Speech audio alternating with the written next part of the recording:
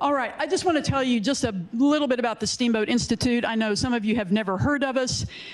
We are based in Colorado, but in the 10 years since our founding, the Steamboat Institute has earned a nationwide reputation for offering high-quality programs which provide ordinary citizens like all of us with direct and personal access to our nation's leaders in journalism, media, government, education, the military, and even the entertainment industry. Through innovative programming and providing direct and personal access to leaders on the national and global stage, the Steamboat Institute inspires ordinary citizens to learn critical thinking skills and to use those skills to gain a better understanding of public policy, individual liberty, and the proper role of government. Well, on Monday night, just a few days ago, we kicked off our inaugural Campus Liberty Tour at the University of Colorado campus in Boulder with an audience of nearly 1,000 people, despite the fact that it was the men's NCAA March Madness final. So we were very happy to have a good crowd despite that. The goal of the Campus Liberty Tour is to bring reasoned and respectful debates to college campuses while encouraging the development of critical thinking skills. Now, we believe that critical thinking skills can be developed through diligent effort and practice, much like learning to play the piano or learning to swim. It's something you have to make an effort to work at. Our second debate with President Fox and Vicente, Nigel Farage was held at the University of Colorado's Colorado Springs campus on Tuesday night, where we had another 500 people. And tomorrow night, we will have one final debate at Lafayette College in Easton, Pennsylvania. But I would like to share with you a quote that was in an article in the CU Independent, which is a student newspaper at CU. A student, actually a graduate of CU named Connor Schofield, said, "I'm a pretty liberal person, I would say, and I actually found myself agreeing with a lot of what Nigel Farage was saying." Yeah. They were both, he went on to say, they were both very well spoken, and having sat through both of those debates, I agree totally, and you are in for a real treat tonight.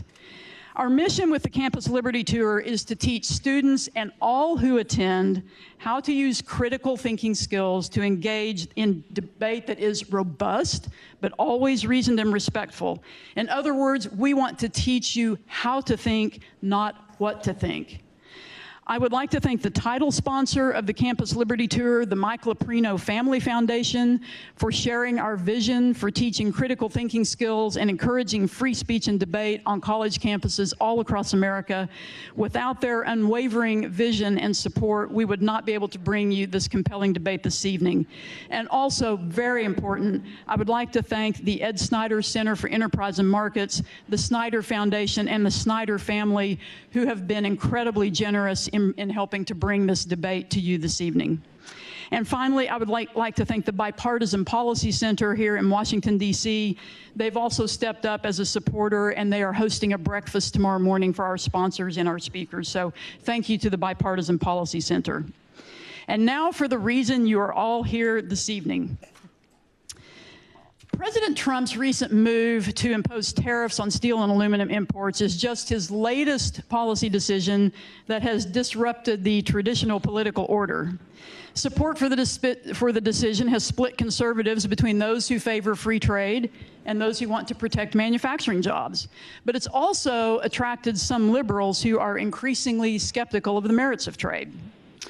But the tariff debate is just a microcosm of a broader dispute that's currently dominating public policy, and that's nationalism versus globalism. So we have invited two of its best representatives, Nigel Farage and Vicente Fox, to debate this issue for our inaugural Campus Liberty Tour. Nigel Farage is co-founder and long-serving leader of the UK Independence Party, serving from 2001 to 2016.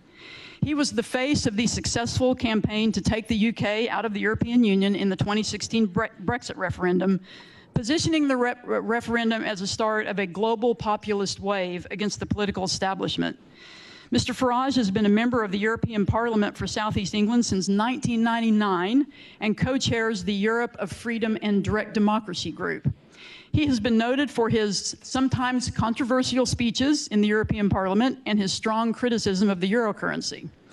The Spectator magazine called Mr. Farage the most important British politician of the last decade and the most successful. He was shortlisted for Time magazine's 2016 Person of the Year, but was beaten by Donald Trump. Let's give a warm Maryland welcome to Mr. Nigel Farage.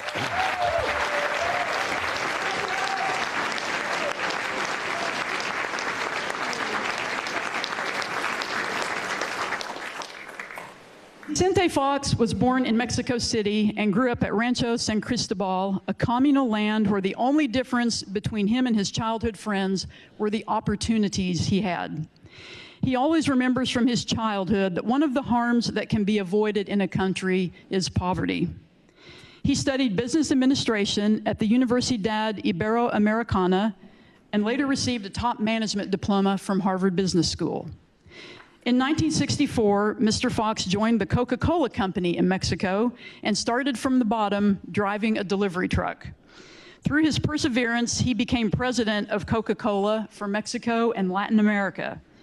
He served as president of Mexico from 2000 to 2006, and he was the first candidate from an opposition party to be elected president following 71 years of monopoly.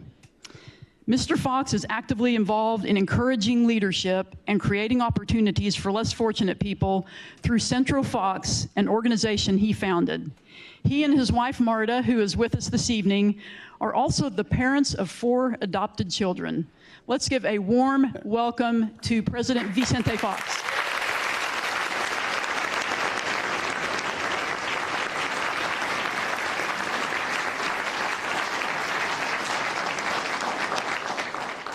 And now I'd like to introduce our moderator for this evening. Mary Kissel is a member of the Wall Street Journal editorial board, specializing in foreign policy and the promotion of free societies. She contributes to the journal's opinion pages, hosts Foreign Edition, which is the journal's foreign policy podcast, and is a regular panelist on the Journal Editorial Report, which is a weekly political talk show I'm sure many of you have seen on the Fox News channel.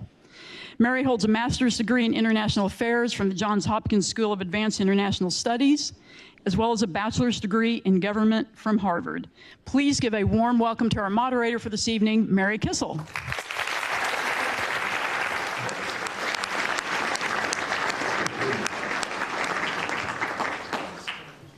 Jennifer, thanks very much. Let me just say one last thing before I turn it over to Mary. There will be an opportunity for the audience to ask questions by way of writing your questions on index cards. So the index cards have been placed throughout the room, and at 6:45, we will have volunteers come around to pick up your questions. They will be given to Mary, and she will determine which questions she would like to ask our speakers. So fill out those index cards. If you have a burning question, they will be picked up at 6:45. Thank you. Excellent. Thank you, Jennifer. And thank you very much for that kind welcome. To be here on campus, I also want to thank the University of Maryland and the Steamboat Institute, President Lowe and Ms. Agarwal for their introduction. It's very inspiring, in particular to hear President Lowe and his defense of free speech. And before we get started, I should admit my bias. The Wall Street Journal editorial board is a supporter of free markets and free people, and we are not fake news. So we're going to kick off the event tonight. And by the way, I hope you realize the historic figures that are sitting in front of you. President Fox, Jennifer referenced, was the first president to win an election over the PRI, which has been called the perfect dictatorship. And Nigel Farage, of course, the force behind Brexit, many people call Brussels the perfect dictatorship. So we're going to start this evening with short statements, 5 minutes. I'm timing you, gentlemen, from each of our panelists. And then we'll talk about the definitions of nationalism versus globalism, some of the key issues, and some of the key people that are in the news today. So, President Fox, the floor is yours. I'm timing you. Gracias. Muchas gracias.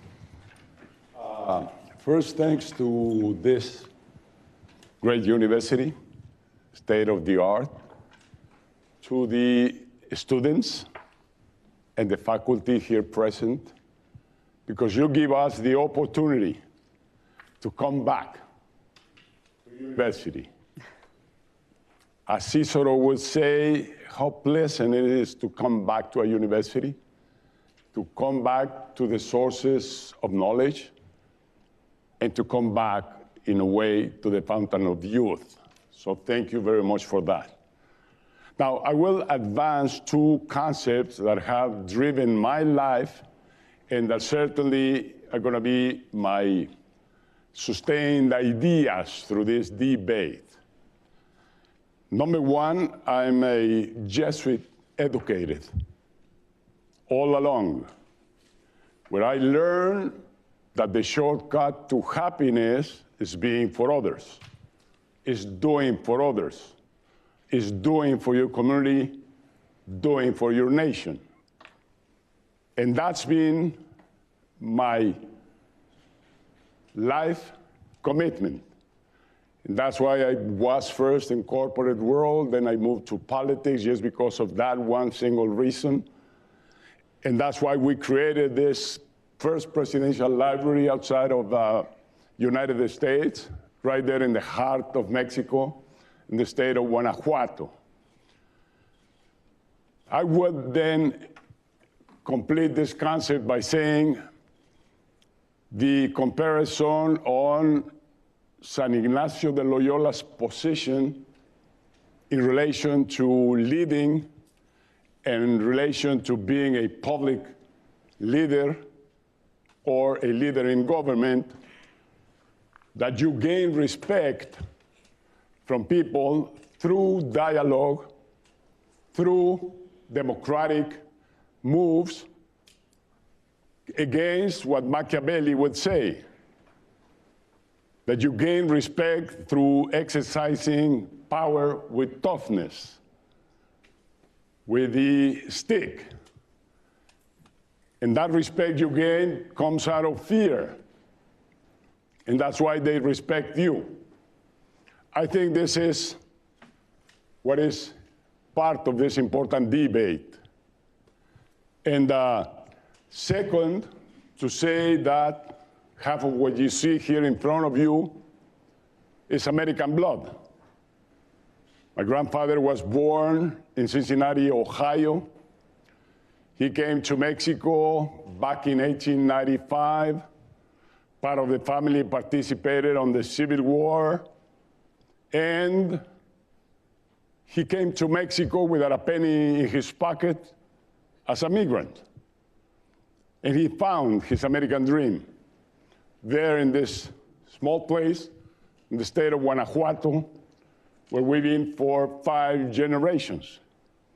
And I wanted to mention that because I'm not only part of this nation, I love and respect this nation. I love and respect its citizens. I love and respect its compassionate attitude all over the world. I love and respect this nation because of its leadership throughout the world. That's the United States I know, I've known in the past, and I hope I will be seeing in the future. Now, on this part of ideas, my position in relation to globalization and nationalism departs from having figures, facts at hand. Globalization, technology, democracy, and freedom brought us all over the world to the best ever peak in development and progress. It's absolutely incredible what has happened in the last 30 years. Every single human being has progressed, and many have progressed substantially. Today, we live much more years than we used to just 40, 50 years ago. Today, knowledge is present together with education in the last corner of the world. Today, middle classes are totally dominant around the world, and income has increased substantially, even including Africa and those nations that used to be called poor. So progress has been almost illimited. And yet we will have to see this century many, many more surprises. So my question is, why should we destroy, disrupt the way we have proven to be successful for a new adventures that some call nationalism, that some call conservationism, that some mention that we should go back to the original state, nation state, and forget about what we have built. And we're going to debate about the European Union, the most successful bloc of nations right after World War II. They have and enjoy the best and highest standards of living today. 1 minute warning, Mr. President. More or less. 1 minute. Seeing those incredible incomes way above even this nation. Everybody has access to full Medicare and full health attendance. Everybody goes to school and university. Everybody enjoys income that is really outstanding. So that's one successful bloc of nations.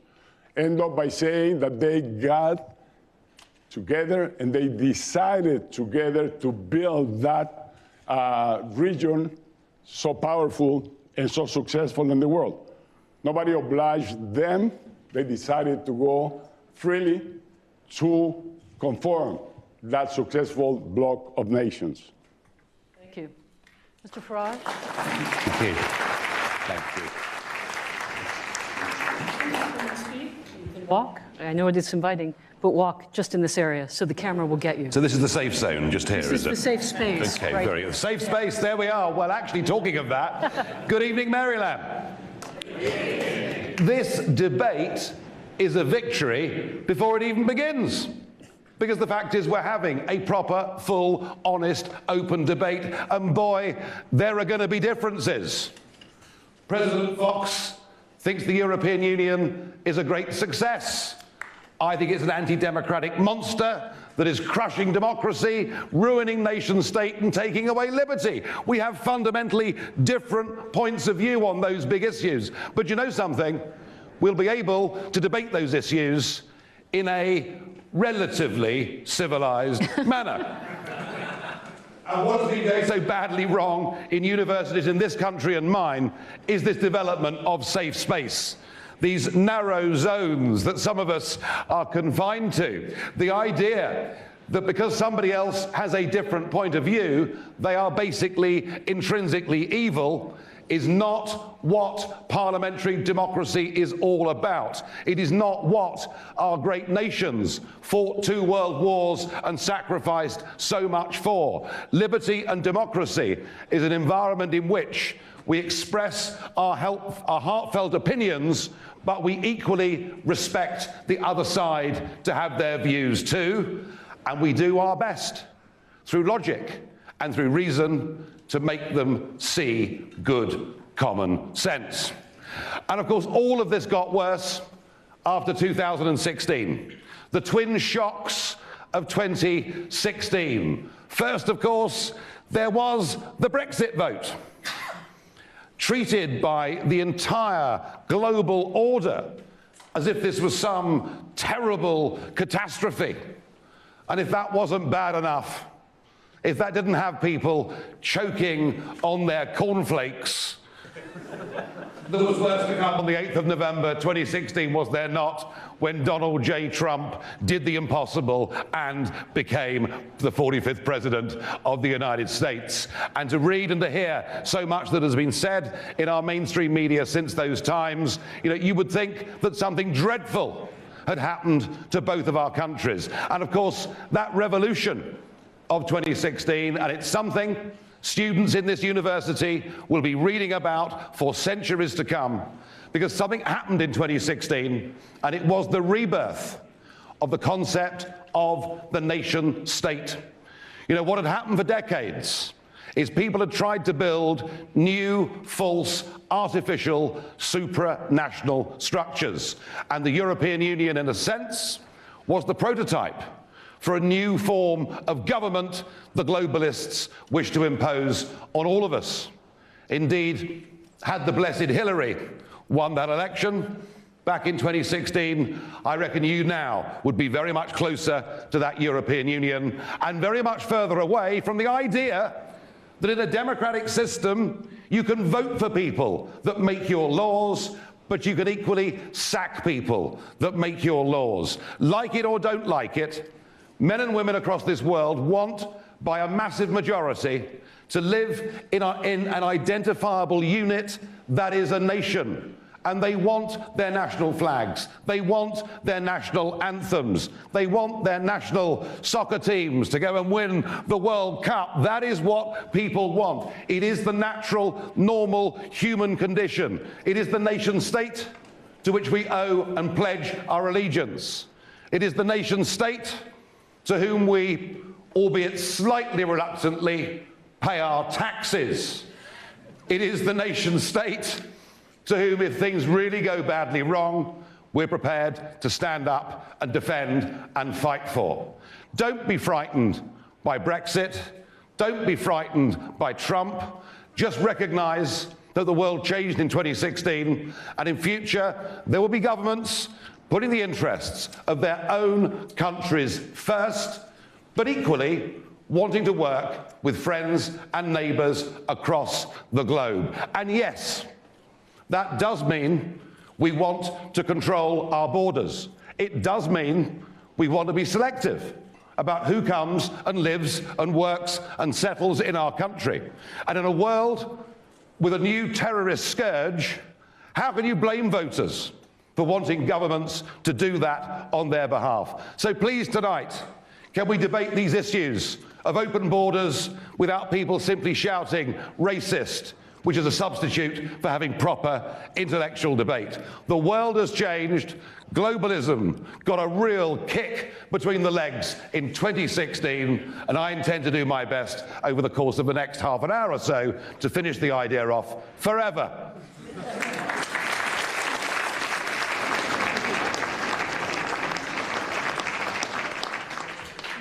Start this by asking for a show of hands in the audience. Is the nation state obsolete? If you think so, if you think the answer is yes or C, raise your hand. Okay. For the television audience, it was a definite minority in the audience that thinks the nation state is obsolete. I think you have your work cut out for you, Mr. Farage. So let's start out with the principle that Mr. Farage espoused, that you can either be global or you can be a nation state. Is that true, President Fox? No, absolutely not. And remember when you walk. I am for nation state, of course. Mexico is a nation state.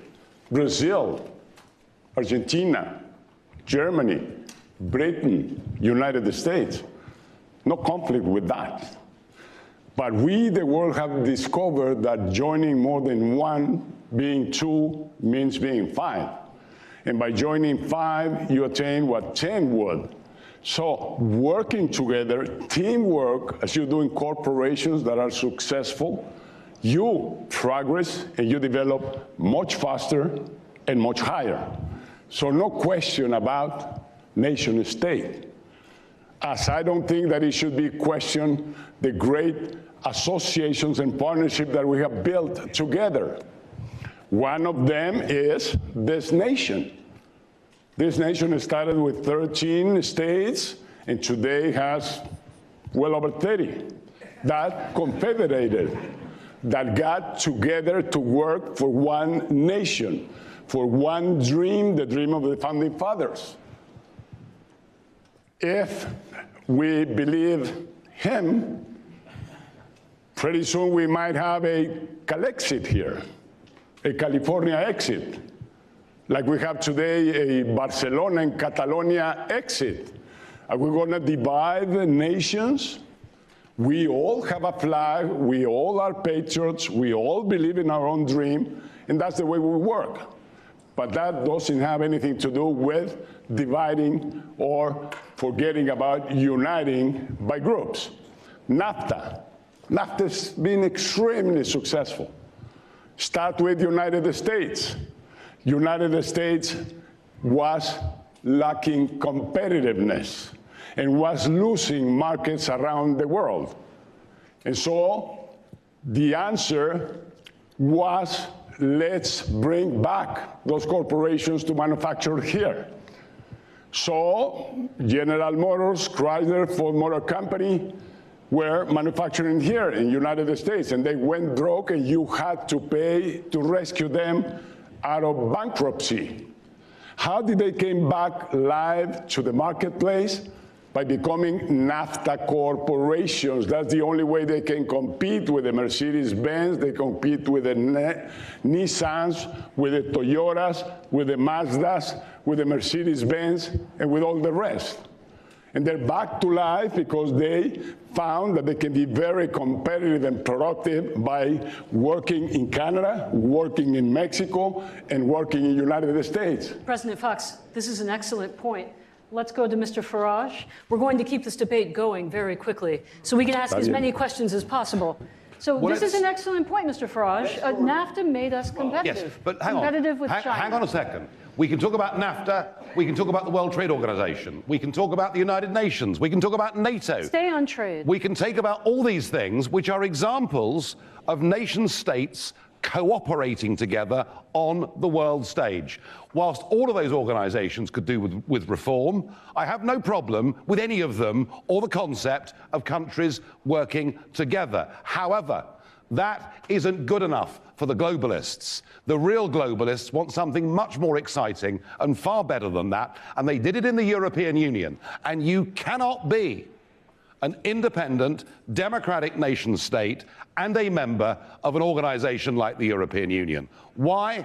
Because they make the laws that you have to obey. Their courts are supreme to yours, and they decide who is fit and proper to come and live in your country, not your own people. And there is nothing any government, any group of citizens in the European Union can do to change European law, because all of that is in the hands of the unelected bureaucrats. Actually, this debate of whether we want a globalist future or a nationalist or nationist future is really a battle of bureaucracy versus democracy, because the globalists treat democracy with contempt. Just look at how they speak about those of us that voted Brexit or those of us that voted Trump. I mean, we're all ignorant Neanderthals, according to these people. You didn't vote Trump, right? Well, I wasn't allowed to. I would have done. Okay, just making sure. I would have done. I'd have voted early and voted often. You know, I mean, I thought it was a change that was needed.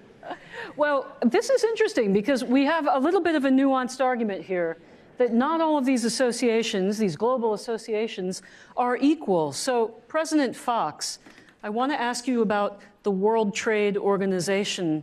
China was taken in 2001, and yet it breaks many rules. No one expected that such a large part of the WTO would also be a rule breaker. How do you deal with a problem like that? First of all, what Nigel is advocating is not what Trump believes. I think we've got a mic problem, sir. Excuse me? Do we have a mic? Can you hear him in the back? Sir, the audio? Bueno. Can we hear him in the back? Yes? No? Can you listen back there? No? Otherwise, we'll just have to start talking. Yes, he can hear him. No, he cannot. We're going to bring the boom mic down. Continue, sir. Where was I? I think we had gone to the You said that Trump and I don't always agree. That was the point you were making, I think. WTO. I'm fascinated. I'm all ears. There we go. Thank you, sir. I appreciate this that. is the main point. He argued that trading is good for everybody, that we should do it, keeping our nature of being nation states. But yet we can trade, like this nation has been trading since the beginning of independence.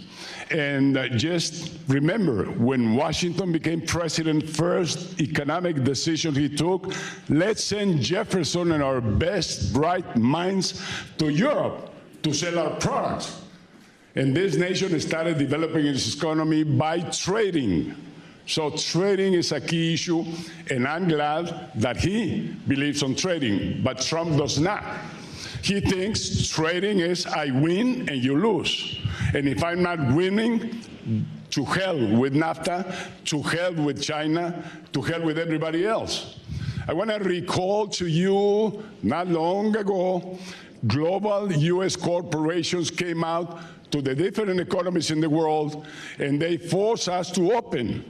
So we had to drink Coca-Cola instead of drinking our great drinks that we have, native drinks in Mexico. We had to eat hamburgers and hot dogs instead of tacos and tortas. So we opened our economies to United States corporations, and they came in and conquered markets everywhere.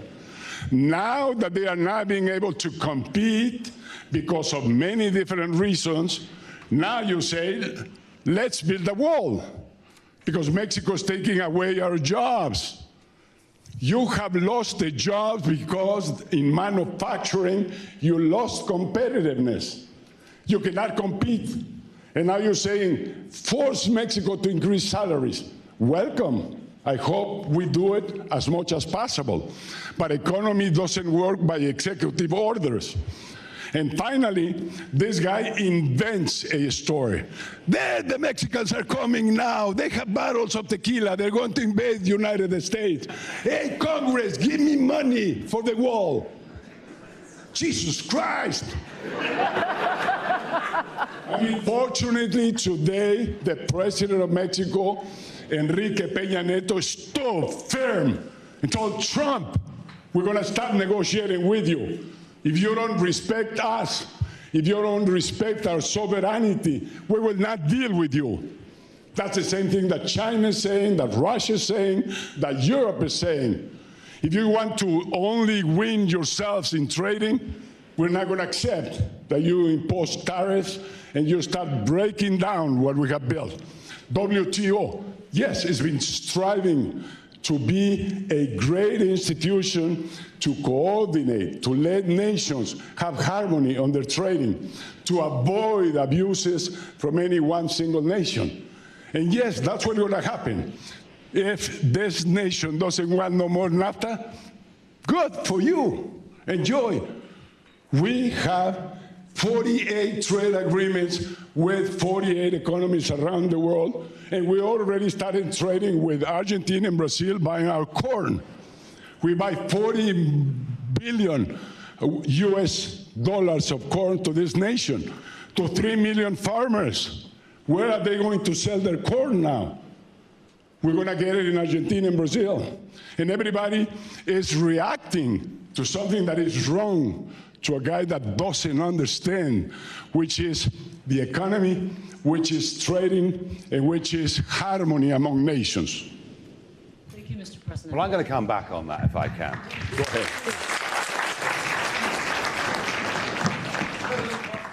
To say Trump is against trade is a complete, total distortion of the truth. Of course, Trump is for trade, but he wants trade to be fair and reasonable trade. Isn't trade by its definition fair? You're Well, not when you forced get- to trade with each other, are you? Well, I spent 20 years in the metals business before getting involved in politics. I had a proper job before politics. It's pretty rare these days. So I know a little bit about the metals industry. And what the Chinese did is they massively increased production of steel at a time when there was no domestic demand and no international demand. They crashed the price of steel. They put out of business, in my country, major steel works. They did it not to make money. They did it as a big strategic global play. That was not fair trade. And Trump puts tariffs on steel, on Chinese steel. And everyone screams, isn't it dreadful? Particularly the European Union, who themselves put tariffs on Chinese steel last year. But they're the good guys because they're the globalists, and Trump's the bad guy because he's the nationalist. There is gross hypocrisy here to paint Trump out as wanting to shut America off from the rest of the world economically as nonsense. And whether you like the thought of the wall down on the Mexican border or not, this big, beautiful wall that apparently is going to be built, it's just a symbol, President Fox, of wanting to control borders. And I can tell you something, clear majorities of the populations now in every single country in the West want to have border controls. And wanting border controls doesn't mean you're anti-migrant, doesn't mean you're anti-foreigner, it just means you want people to come in who will speak your language, assimilate in your society, respect your values, be an economic benefit to the economy, and obey the law. What on earth is wrong with that?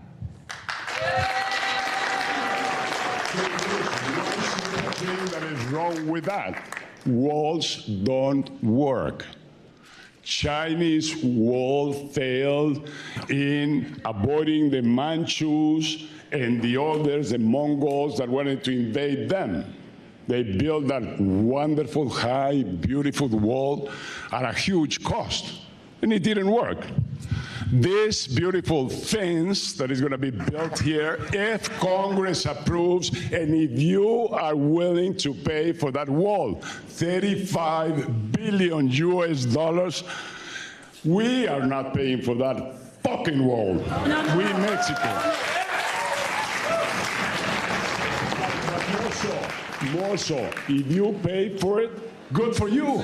Good for you is your money. Would you have any border controls at all? Mr. Farage, what are you suggesting? Mr. Farage, moderator's privilege. I'm getting excited, sorry. Thank you very much. I would just remind both gentlemen, this is a live broadcast. Please, let's watch our language. President Fox, to finish your thought. Finish my comment. No, finish my comment. The way to have border controls is different. It's not with a stick, and it's not with the army, and it's not with walls. It's using your wisdom, it's using your intelligence, like President Bush and myself did, like Mexican Congress and two great senators and congressmen, Kennedy and McCain, who presented a bill to Congress. That bill has been sitting there since 12 years ago. The answer to migration control, because we want order in our borders. Of course, we Mexicans want order in our borders, same as any other nation. But the way to go is not that. Now, the big problem, and maybe I reserve for next time that you grant me, is migration. Migration. This nation built by migrants. Mexico and Latin America built by migrants. There's no many more natives left around. And against that, building nations by migrants today is the worst that can happen to the world. We say those are evil people, those are not welcome nowhere. And where is compassion? And who is going to own this world? And who thinks that you can build a wall so high that the hungry, the guys that are desperate, running away from violence and from war, like Syrians are doing now, they're going to jump any wall that you could build. So it's not the way to go. That's why I compare Loyola with Machiavelli. I want to explore President Fox's argument about, thank you, about competitiveness. And I'd like you to address a specific question about Britain. Britain has very high taxes. Britain has regulations that are domestic, not from the European Union. That depends how you judge it, but the question is, President Fox has made a compelling argument that free trade, competitiveness, are the key to wealth, prosperity, lifting the poor, making them rich. Did Britain really have to leave the European Union to make itself competitive? well, it's really interesting that the other thing the globalists want is they want absolute conformity. So the European single market says that everything in all those member states must be the same. They want the same rules, regulations on finance, the same environmental rules, ultimately the same taxation. This is not competitive. It's actually, if you think about it, fundamentally anti-competitive. And what is happening here is big global politics has been as successful as it has until 2016, aided and abetted by the giant multinational companies and one or two of the big Wall Street banks. We are not living in an age of free market capitalism and competitiveness. We're living in an age of global corporatism. And isn't it funny that the blessed Hillary said to her big donors on Wall Street that if she won the election, she wanted America to join a hemispheric common market, namely America to join in with the European single market. No, this is not competitive. It is anti-competitive. It may benefit the rich corporations who want to run the rules of their own industry, who want free movement of labor to get as cheap as possible people. This does not benefit ordinary middle people in America, Britain, or anywhere in the West. So could Britain have made itself more competitive? No, we're not allowed to. 70% of our laws were not made by us. 70% of our laws were made by the European Union. Yes, we had a say in that, but we could be outvoted. And indeed, in the run-up to the referendum, on the previous 50 occasions the British government had tried to change legislation, we'd lost on all 50 occasions. So not only economically is Brexit a liberation, but you know, some things matter more than money. And actually, you can't put a price on freedom, liberty, democracy, and being able to run your own country, to be proud about that, and to be the master of your own destiny. Brexit, I mean, I'm delighted, because normally, you see, whatever America does, American music, American food, American fashion, we nearly always follow everything you do a couple of years later. But in 2016, perhaps for the first time since the American Revolution, you followed something we did. We had Brexit, and then you had Trump. We were the trailblazers. Okay, we're almost at 7 o'clock, but not quite yet. Thank you for all of these questions. Many of them are terrific, and we will try to get to as many of them as possible. In fact, since we do have so many student questions, let me start, actually. President Fox, this one is specific to you. Does the Mexican government approve people from Central America to cross the southern Mexican border? Of course, we have our own regulations for migrating. And to your knowledge, Mexico sends back many, many more Central Americans that come into Mexico, and they're shooting to get to the United States. It's about 500,000 people every year. And out of that 500,000, Mexico returns back 400,000. And the rest manage to come along and get here. But let me tell you that the problem of migration and the part of borders should be discussed on economic terms. Because what happens is, for instance, at the beginning of NAFTA, on the Mexican side, you would make $1, and if you learn how to swim and cross the river, or you learn to jump walls, then you will be making $10, tenfold. Who of you and your student would not go for 10 instead of 1? It's an economic problem that we have there. Why you don't have a problem between Canada and United States? Because it's a 1-to-1. And that's what Europe did. Bring up the remaining, the guys that were lagging behind, bring them up to the income of Britain, Germany, and the gap has narrowed consistently. Now, that was the situation then. Today, 25 years after of NAFTA, the ratio is 5-to-1. This explains why there is so many less people coming from Mexico to the United States than the one going back. Plus the fact that NAFTA has accomplished its goal.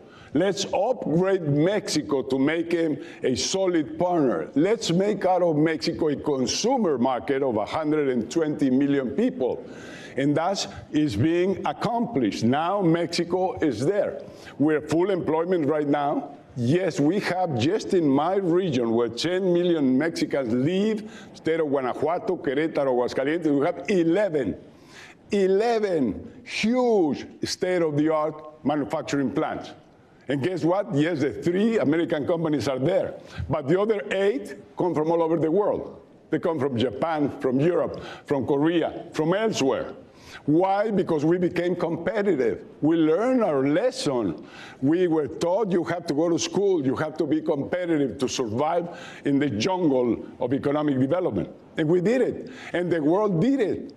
But now that the rest of the world and Mexico became competitive, now here comes one guy and say, hey, no, we cannot continue like this.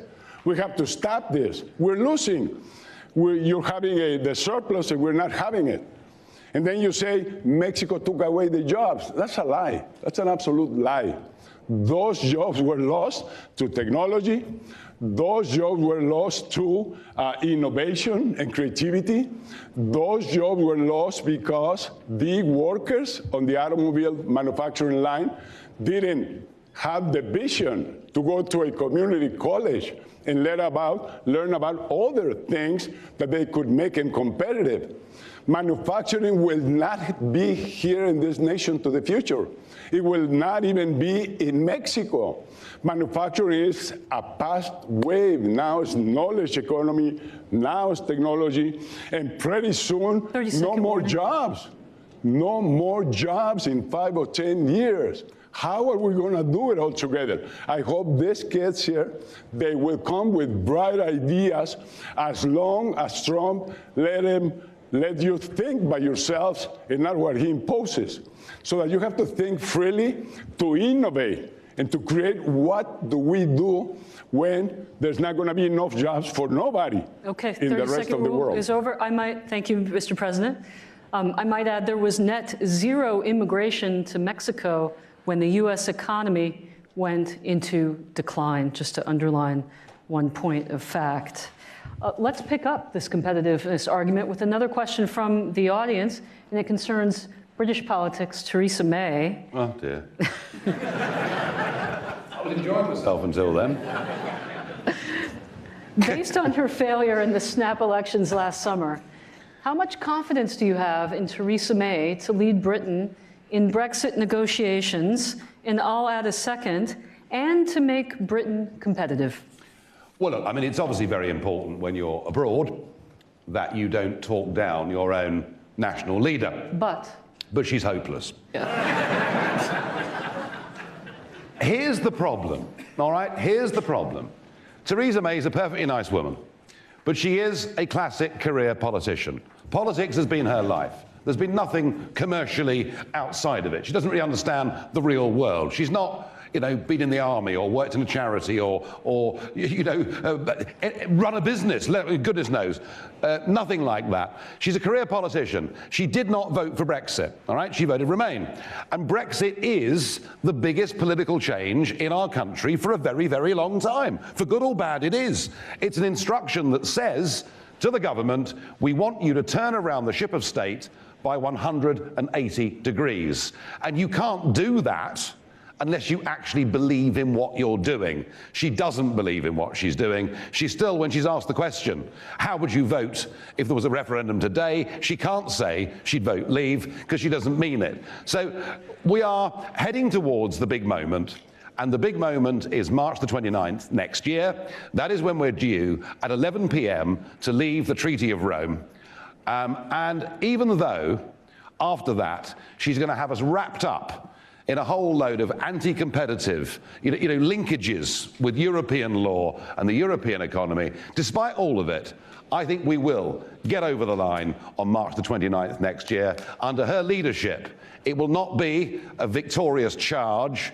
We'll limp over the line on crutches, but despite Theresa May, we're leaving the European Union on March 29th next year, and we will become, once again, a normal country like you guys in America. We'll elect our own people, we'll make our own laws, and it can't come soon enough. And after that, she can sort of slide off and retire. May I ask? Yes, President. Specifically to the students, would you like to live within a wall, within 4 walls? Is that what you want? No. Don't you prefer thinking like Einstein and thinking like all the creators, all the Googles, all the Microsofts? We need to enjoy absolute freedom. There is hundreds of thousands, not to say millions of US Americans that work outside, that work abroad, and we welcome them because it's talent, because we like to share with other people. That's natural. It's happening all over the world, this exchange. This is why I strongly believe in globalization. I strongly believe in corporate world of America that has brought so much development and so much wealth to the rest of the world. And this is why I believe even in Wall Street. I believe in Washington. It's not the swamp. I'm here 3 days in Washington and I see no swamp except on the White House. Bit back on that. Wait, no, 1 second. President Fox, just to follow on another question from a student, do you think a nationalist wave could occur in Mexico as it has in the United States and in the United Kingdom, an anti-globalization reaction? No, the situation in Mexico and Latin America is totally different. Our defenses, what we don't want to have, is what we had on the 20th century. Demagogue, populist leaders, messianic leaders like Evita Perón and the Kirchners, that they come with answers, that they can fix everything, that they can get the jobs back to you, that they can move the economy to grow 5, 10% more than what it's growing. All those promises is what made Latin America to lag way, way behind. Because we sat down and we believed the dictator. He told us, you don't have a job? I'm going to get it for you. He told us, you don't have health and your family doesn't? I'll do it for you. I build hospitals. Promises and promises that never were complied with. And we believed them and we were sitting there. What a different spirit you see in this nation. I go as far as I want. I go as far as I prepare myself in school, as I become competitive, as I use my mind, as I am brilliant. So it's on me. I was visiting President Kennedy's graveyard today at Arlington. And what a message, what a message. Don't ask your nation or your president what he's going to give to you. Ask yourselves, what are you going to do for your nation and the world? This is the thinking of this nation. And this new narrative, which, by the way, we must be very careful because they never tell us the full truth. I like to ask Senor Trump to tell me 4 years after he took over, what's his dream, what America he wants.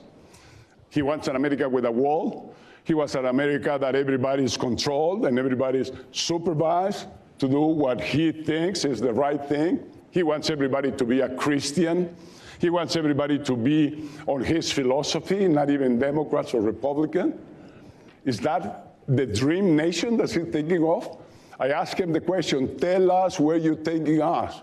And I asked him to tell us where he's taking Britain. Whoa. Well, I tell you what, there's a really key thing here. Hold on, moderator's prerogative. So you do or do not think Andrés Manuel López Obrador, a populist like Mr. Farage, will he win the election? Let's try to make some news.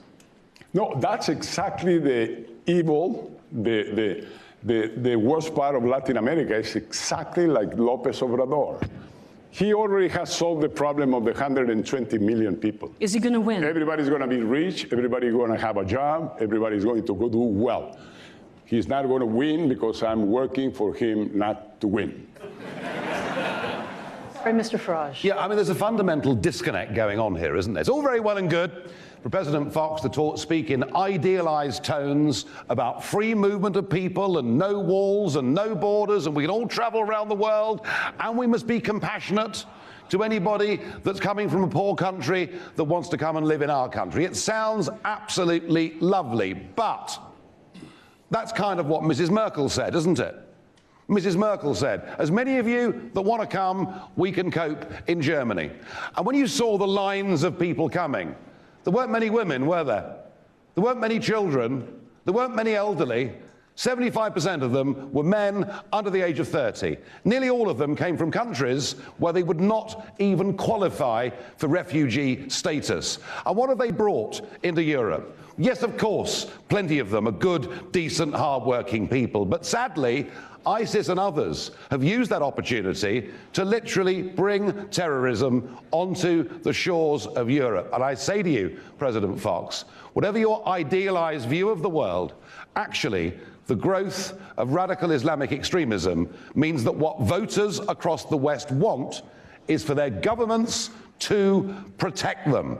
And that is what democracy is all about. And I think it's still, I think too much of our mainstream media and our traditional political class do not understand there is this desire, this will to protect our borders, to make our future safer. And I think the people are right and the politicians are wrong.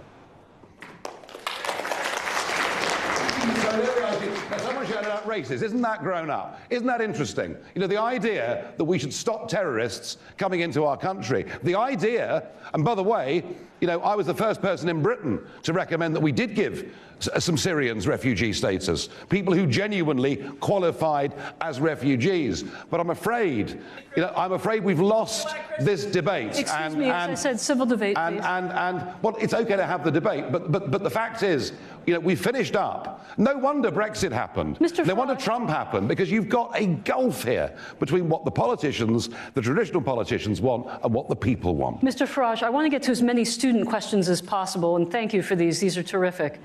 A follow-up on that. If your vision is so great, why haven't other European nations voted to leave the Union? Well, look at Italy the other week. 60% of Italians under 30 voted for the Five-Star Movement or for the Northern League.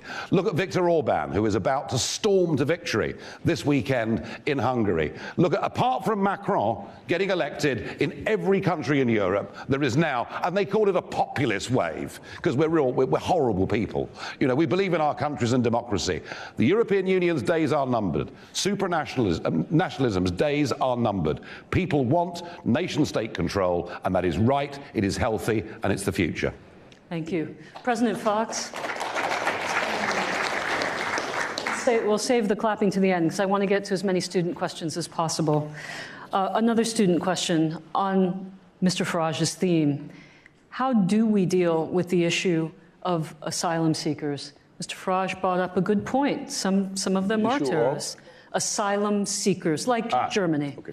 Well, number one, I reiterate, I'm totally and absolutely for order in the borders, security and safety in the borders. And I use two examples how you can deal with that. One is NAFTA.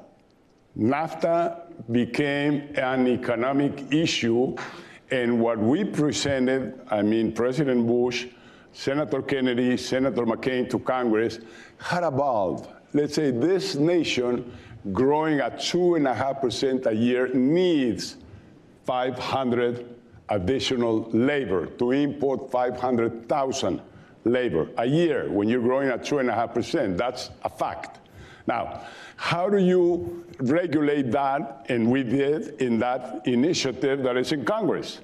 When the economy is growing, you open the valve and you bring as many as you need, like this nation did with the Bracero program right after World War. This nation took all the women and put them in factories and put them to work here so the men could be at war. But was not enough, and so they invited 2 million Mexicans to come and work here as braceros. And once the war was over, they kicked them on the ass and sent them back. No French benefits, no gratification, no nothing. So when you need, you import. Now, that import valve works today. Now, China. China's developed territory, the part that is highly developed with 300 million families, middle class today, that they have built in 25 years. Well, they have a valve to bring people from the interior only if it's needed on the developed areas. If it is not needed, they don't let them come in. They have to have a passport to come in. So you can regulate with wisdom and with good sense. Now, asylum, Jesus Christ, I mean, I know there are others, but I'm happy when I help a human being. I cannot see one of those Syrian boys dying on the Mediterranean Sea. Now, that doesn't mean, like he says, and he's right, that we can absorb everybody. It's growing the amount of people that is moving, looking for a better life. And we must regulate. But let's work it together. Let's work it with sense. The best answer is the one I exercise in my government.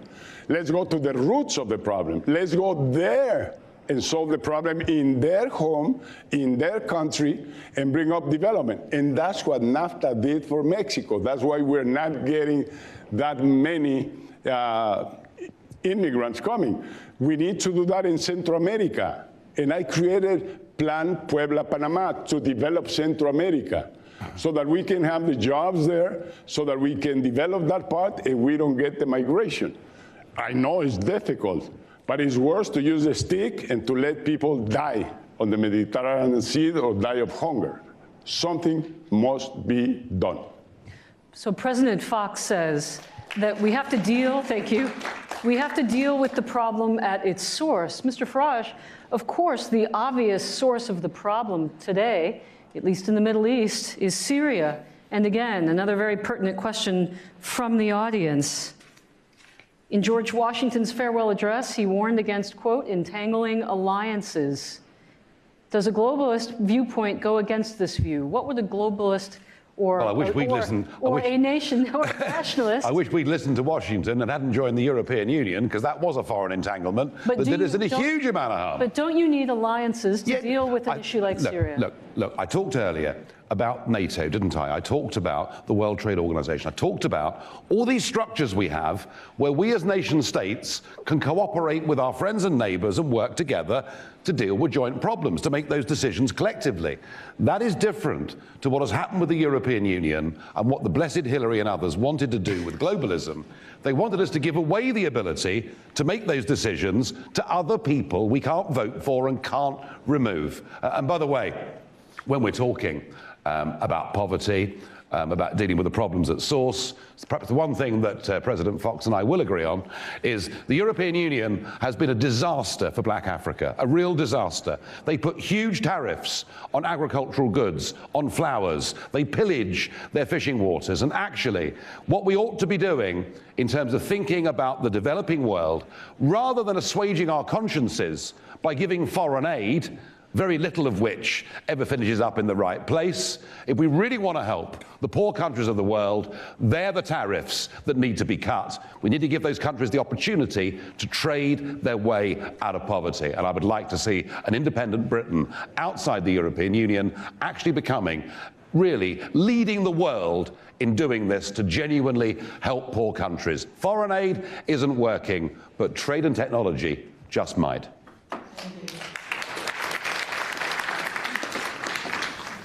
Follow up with another excellent question for Mr. Farage. Is no deal better than a bad Brexit deal? All right, if I walk up to any one of you in the street and I say, okay, I've got a really bad deal for you, do you want it? I mean, how many people are going to say yes? Look, when you had Theresa May ever had a proper job and worked in the real world? Haven't you been a European parliamentary member for 2 I spent 20 years in business, most of it working for American companies, but the last 9 years running my own business. I've employed people, I've paid my taxes, I've got a damn sight more experience than virtually everybody that talks about this European issue, all right? I feel quite strongly about that. Look, the point is, when you go into a negotiation, the other side need to know that if you don't get what you want, you're walking out of there. They're losing their customer. That is how negotiations work. They work, frankly, through fear. Fear that the other side is going to walk out of the door. And what Theresa has effectively done is to say, well, however beastly you are to us, however nasty you are to us, however appalling the deal is, we will, of course, being good Brits, simply accept it. Of course no deal is better than a bad deal. I'm sick to death of us being talked down to by French bureaucrats we can't vote for and can't remove. And unless we get an outbreak of common sense from the European Union in pretty damn quick time, we should just simply walk. Ta-da! That word of fair, it's misleading. I mean, when you exchange something, and you can go back to the times of the hunter-gatherers, each one puts the price, the correct price. I do this pretty well, I'm very competitive, I want to sell it at $3. You decide whether you take it or not. So now nobody forces you. Trade's greatest advantage is that one, that is convenience to both sides. And the same thing I say in the case of European Union. He speaks about they in Brussels. Who created Brussels that now he's calling a monster? Britain, England, Germany, France, Portugal, Spain, all of them, they created that body of administrating the trading and the building among all the nations. And they decided willingly to put that cohesive fund where every economy, the successful ones, provide 2% of their gross profit to that huge, that mammoth fund that they decided together that would be addressed to investing in education in Portugal, investing in Italy, investing in Greece and elsewhere. What for? To upgrade them, to bring the level of the rest to try to be this thing. And when you see distribution of income in Europe, it's like this. When you see distribution of income in the United States, it's from there or higher to here. And that's the same distribution among nations. They are very compact. There's not one wealthy, extremely wealthy, and the other poor. They try to use compassion, use solidarity. They try to go together. Now, a problem presented, migration. I know it's a surprise. It's more and more the flows of migration are expanding because there's more desertification, and so farmers cannot produce enough to get their food. It's wars all over, regional wars that go against civilians, and they have to run away from war, and else and else. How we can solve that, I don't have the solution, but I would take a different approach than building a wall. Because that's selfishness, and you're not going to be enough capacity to compete by doing everything yourself. I just cannot imagine Ford Motor Company, GM, and Chrysler forced to manufacture in the United States. You're not going to sell one car outside of the United States. And yes, you are going to tax all cars coming from abroad. What happens? You're going to be paying for your car 30% more, 40% more, 50% more, because the imported car has a tax and the local car has a huge cost. It's not competitive. So it's simple reasoning to trade and to win and win. President I Fox. would just end up saying, I mean, you don't go to trade, you don't go to play golf just to win. And if you don't lose, you abandon. You say, this sport is not for me. It's not the case. We win together by working together. Thank you. I asked Mr. Farage 2 questions. I'll ask you then a second question, a follow-up on that. Again, from the audience, how has your experience with the PRI affected your views? Can you speak on the trade reform transition from the pre-monopoly to your PAN party? This is a question that revolves around that perfect dictatorship that lasted for 71 years and the PAN taking a different approach. Reasons behind. Pre became corrupt, became a lousy manager for the country because it was a monopoly. And that's what happened with monopolies. That's the great virtue of democracy, alternation of power. So that you get smart, and if you're going to try to stay there, you come with smart ideas, or you're not going to be welcome. You're not going to be there. So that's one case that happened in Mexico. Number 2, I came back to support the PRI, but not the PRI, the men, like I'm supporting today Pepe Mid, which is the candidate of the PRI. I know he has that burden on his shoulder of pre-corruption, and he's moving out. He's not a priest and moving out. So I always go more for the person, not for the ideology. And I end up by saying, you visit China today, you visit the East, no more ideologies. They don't fight like dogs and cats here like Republicans and Democrats do every day.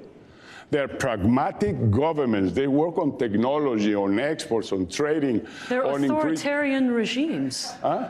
They're authoritarian regimes. Well, they put people in labor camps. They torture them. I began to doubt how smart is democracy, because democracy is not delivering. And that's why in Britain they're not happy with what's going on. You're not happy what is going on here in the United States. We're not happy with what is going out in Mexico. So it's not democracy itself. It's the people that run democracy, that work in democracy. They are not delivering. So I see pretty soon something different being born, some other way that we're going to conform governments, that we're going to take decisions, and how we're going to manage our countries. And this takes me to parliamentarian system. I think it's much better than presidential systems today, because you always end up like this, and you don't progress and you don't advance, because the only reason of politicians and parties is to destroy the other. It's not who brings better ideas, but who can destroy faster the other. And that's the way we're living today. That will not work to the future. We need to come up with innovation also on the political and the democratic arena. Thank you, President Fox. Mr. Farage, your response? I think the globalist cat was just let out of the bag.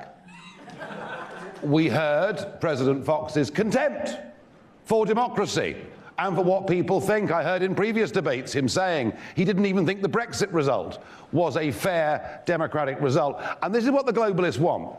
I've no doubt that most of them are terribly well educated and frightfully clever and well funded by giant multinationals, and they think they know better than the ordinary peasants as to how we should live our lives. And 2016 was not just a short-term kickback against that mentality. What we said in 2016, despite terrible threats of economic chaos and plagues of black locusts that would descend upon our countries, what we said is, we've had enough of being talked down to by the globalists. We actually want to live democratically in our own nations. We'll cooperate with our neighbors. But honestly, President Fox, you talk about our referendum and democracy, I think, in pejorative terms. For many of us, whether in this room or outside, actually, the vote is the most powerful thing we possess as free human beings. We value it. We showed in 2016 just how potent and powerful that can be. And I am convinced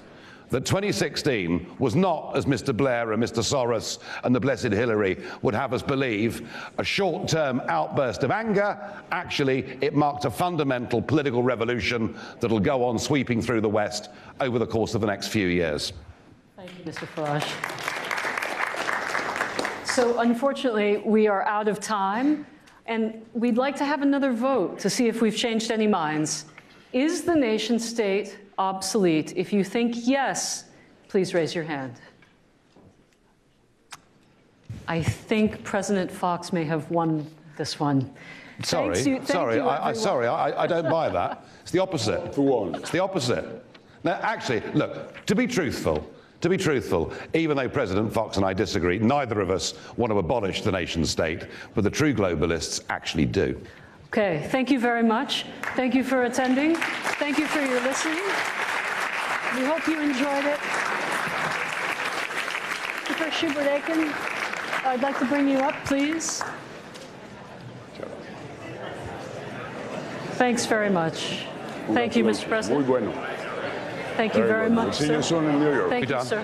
All right. Thank you, Mr. Farage. We'll see you tomorrow. Yeah, I should look forward to it.